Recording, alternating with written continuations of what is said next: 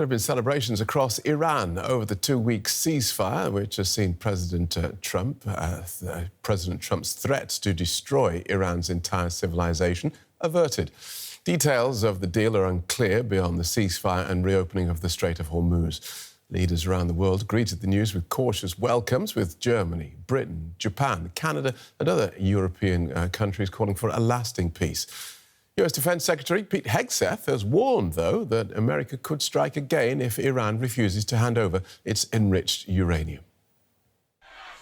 People in Tehran and across Iran celebrated the announcement of the ceasefire deal, which came less than 2 hours before the deadline set by Trump in his ominous social media post threatening the death of a whole civilization. But as soon as the news emerged, the hot war became a war of words, with both the US and Iran claiming the deal as a national triumph. An announcer on Iranian state TV hailed what he called Iran's victory on the battlefield and warned the US our fingers are still on the trigger. The enemy has suffered an undeniable, historic and crushing defeat in its cowardly, illegal and criminal war against the Iranian nation. Trump posted that Iran had had enough and predicted a golden age of the Middle East, just like we're experiencing in the US. There were positive, if less strident, reactions from political and religious leaders across the globe. I welcome with satisfaction and as a sign of true hope the announcement of an immediate truce for 2 weeks.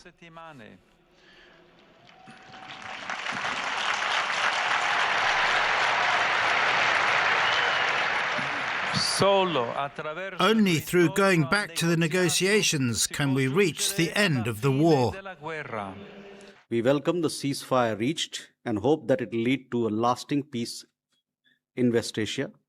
As we have continuously advocated earlier, de-escalation, dialogue and diplomacy are essential to bring an early end to the ongoing conflict. There was an enthusiastic response from global markets. The first major bourse to start trading after the news came in was Tokyo's Nikkei.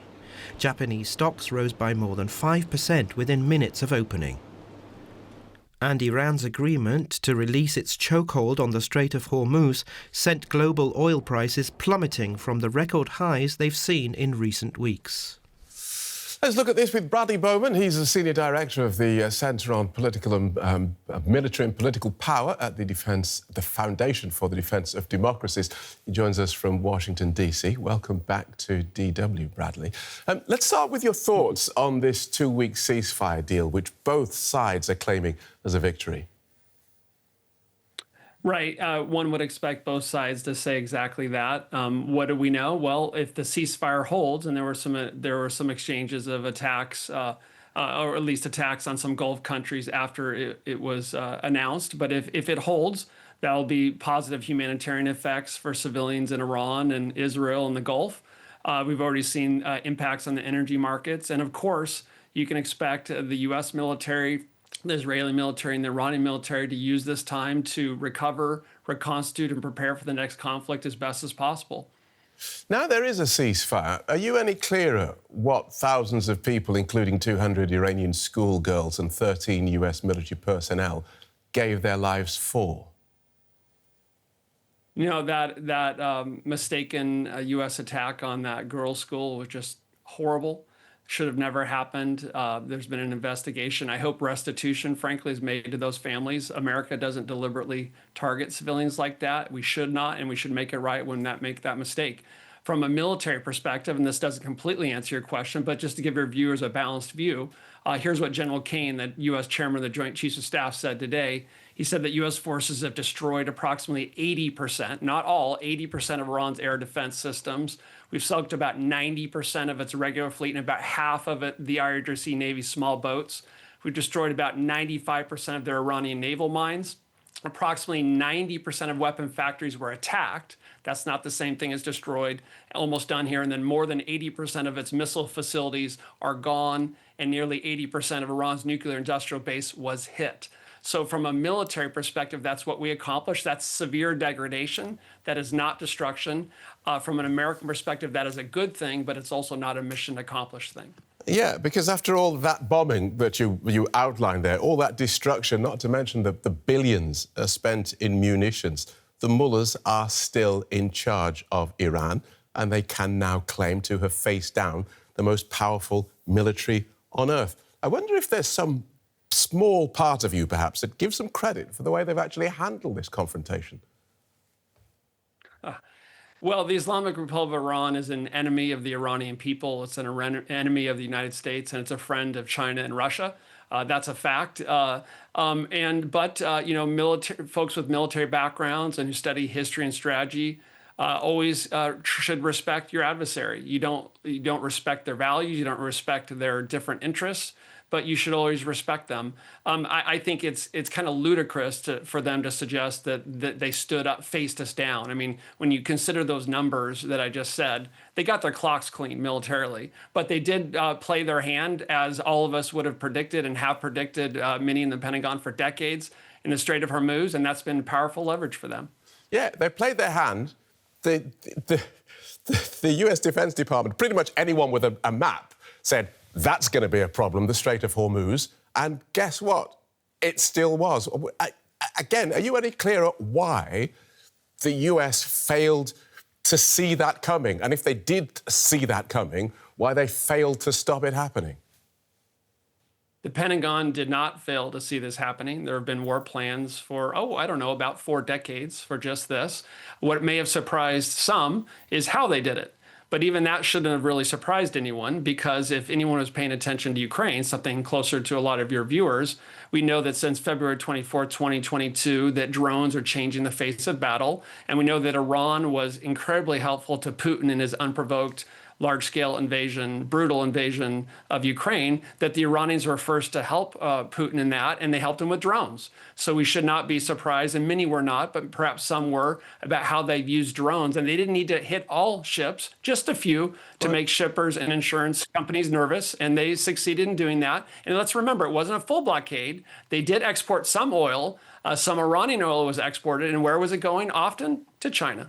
OK, I mean, that's all very well, but the point is, OK, the Pentagon said this is going to happen and did nothing about it. This is what we're all sort of open-mouthed about, or either did nothing about it or were unable to stop it happening. So you're using a little bit of hyperbole, right? Let's be fact-based. Nothing about it. I mean, that just does not stand up to scrutiny. We've hit thousands of targets. Many of those were targets that would have been used to target shipping in the Strait. It didn't solve the core problem. I accept your point, but we should avoid hyperbole and be fact-based. Yeah, but my point, which I'll try and make a third time, is that the Pentagon knew and either did nothing or were ineffective at stopping Iran from blockading the state. That's a fact. Why do you think that happened? Again, you're wrong about doing nothing. And there's also what the military knows and what politicians do. And in the United States, the civilians make the decisions. The military advises and implements. The military knew and advised and took steps to do that. But there's also an issue of military capacity. It would have been very foolish. And you highlighted the American casualties. We would have lost dozens or hundreds of American service members if we had tried to fully retake the Strait before we had addressed their ability to target things in the Strait. So it came down to a military capacity issue. You had to degrade things before you could implement that. It was going to be a sequential operation, not a simultaneous one. And that's related to defense budgets and military capacity. OK, so regardless of all of the destruction that you outlined at the start and through this interview, regardless of all the bits of Iran and Iran's military infrastructure that the United States destroyed, the Straits of Hormuz were left open because you just didn't get down to the US just didn't get down to it on the list. That seems to be what you're saying. I'm saying that if we can get the Strait open via diplomacy rather than hundreds or thousands of additional people dying, And the United States of America, can pocket the severe degradation that has been inflicted upon the Iranian military, making Americans, Europeans, and the Middle East safer, then that's a good outcome. After all, we do support diplomatic solutions, correct? Or would you rather see the war continue for weeks and weeks and weeks and lots of more people dying? I'll take diplomacy if that diplomacy leads to a good outcome. We've got a good outcome, Lord willing, here for 2 weeks. Now let's see if this regime will agree to core American demands. And I'm not holding my breath, because those core American demands would include an end to its nuclear program, its enrichment, curtailments on its ballistic missile program, and an end support for terrorism, which is done since 1979. What did you think when you heard about President Trump's threat to destroy Iran's whole civilization and the vulgar, nasty way he did that? Was that the behaviour of a responsible commander-in-chief? No. No president of the United States, no leader of any country should ever say such things. And had we implemented that, it would not have only been unlawful and cruel, but it would have been counterproductive, turning the Iranian people, who are allies, into our adversaries, helping the regime, and undercutting U.S. and international support for actions that need to be taken against this regime. Good talking to you. Thank you so much for joining us again. Bradley Bowman from the Foundation for the Defence of Democracies. Thank you. I spoke about the ceasefire a short while ago with Simon Mabon, a political scientist at Lancaster University in the UK. I asked him what the warring parties have actually agreed to. Yeah, there's a great deal of uncertainty, and that pertains to what's actually been agreed. I think if we're going to put it in its simplest terms, we're dealing with an agreement to stop the hostilities for a 2-week period. We're stopping the fighting. The US is stopping attacks on Iran. Iran is ostensibly stopping reciprocal attacks, and Israel is stopping attacks on Iran. But beyond that, this is where it starts to get a bit murky. It starts to get really complicated, because there are question marks as to whether this includes the conflict in Lebanon and Israeli attacks on South Lebanon. Does this include any attacks on the Houthis, for example? Does it include Iraq? And what is actually going to be discussed in the parameters, or what are the parameters of the dialogue, of the diplomatic talks with regard to the lasting peace that Iran is pursuing?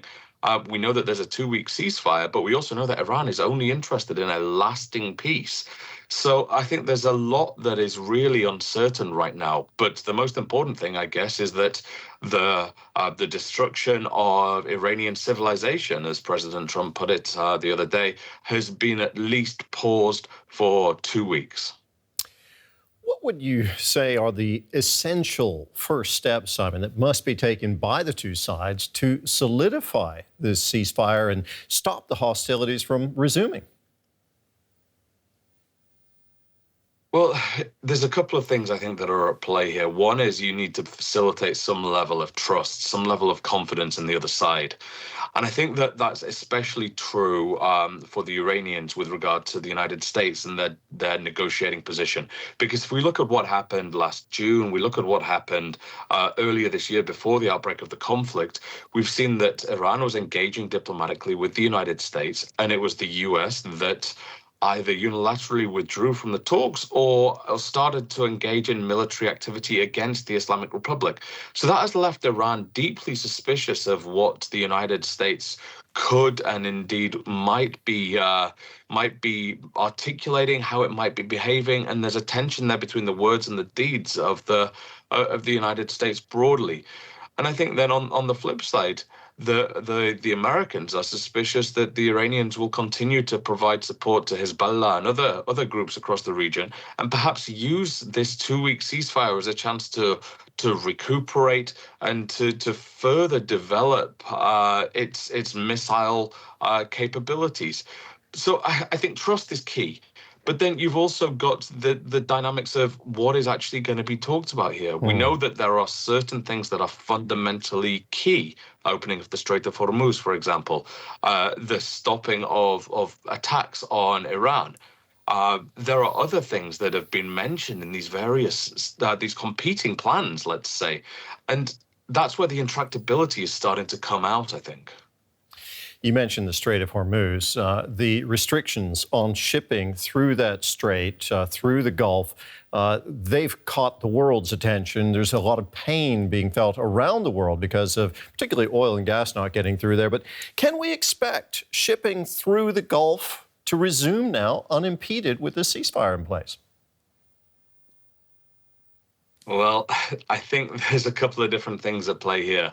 There's the question of being unimpeded. Now, the United States is very clear that it wants complete freedom of shipping through the Strait of Hormuz. Now, the Iranians have said that they will open the strait, but that any ships that are going through must liaise with the IRGC, the Revolutionary Guard Corps.